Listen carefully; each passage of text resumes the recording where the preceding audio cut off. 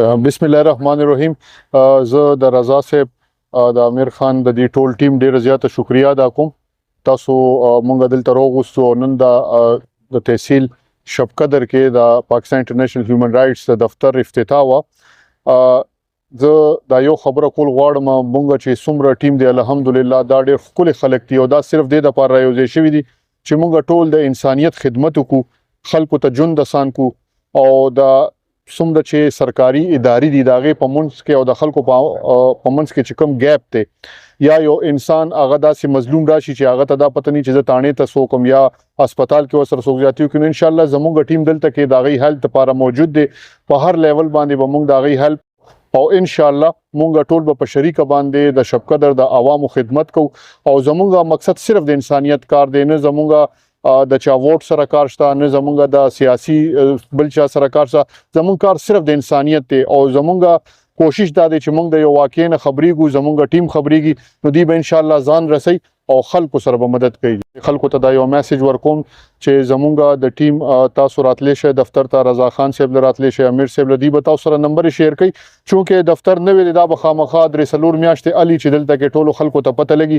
انشاءالله زمونږ کوشش دا دی چې څومره پولیس سټیشنز دي چې د هغې بار زمونږ نمبر وي، څومره سرکاري هاسپټلز دي د هغې بار زمونږ نمبر وي، یا داسې ادارې چې کوم ځای کې د عوامو ډایرکټ هغې سره رابطې وي نو چې هلته زمونږ د مرګرو نمبر موجود وي. چاته هم څه مسله راځي نو هغه زمونږ شبقدر ټیم سره رابطه کولی شو. انشاءالله موږ به په هر لیول باندې د هغې مدد کوو چې څوک هم مظلوم وي موږ به هغې سره ودرېږو انشاءالله.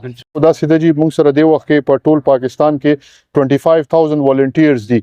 زمونږ سره چې څوک هم راځي هغه په دې نیت باندې راځي چې زه به د انسانیت خدمت کوم. دویمه خبره داسې ده چې موږ سره څوک هم راځي نو هغه صفا خلک وي، ګنده خلک موږ سره چلیدی نشي.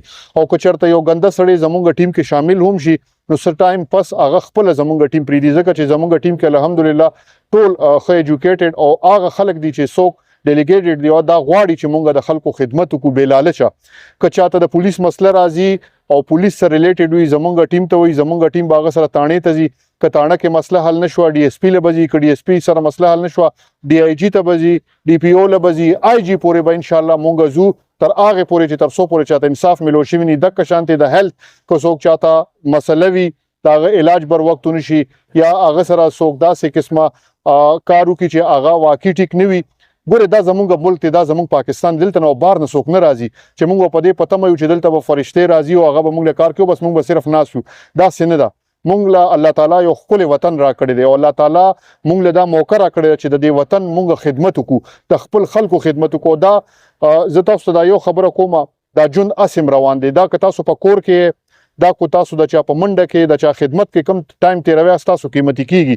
نو زه تاسو ټولو ته دا یو ریکویسټ کوم چې څوک هم زموږ د ټیم حصه جوړېدل غواړي برای مهرباني تاسو رضا صاحب سره، امیر خان سره رابطه کولی شئ. زموږ د ټیم حصه به جوړېږي او انشاءالله بې لالچه موږ به د ټول موږ خو پاکستان کې لګیا یو، خو د شبقدر زه سپیشلی دا خبره کوم چاته چې څه ایشوز راځي تاسو راتلی شئ زموږ ټیم ته به وایئ. زموږ ټیم به صرف دا دومره کار کوي، فیکټ فایندینګ به کوي چې موږ ته صرف دومره پته لګي چې دا واقعي مظلوم دی او د سره ظلم شوی دی. کله چې موږ په دې مطمئن کیږو چې دا مظلوم دی موږ به ورسره هر حده پورې ځو.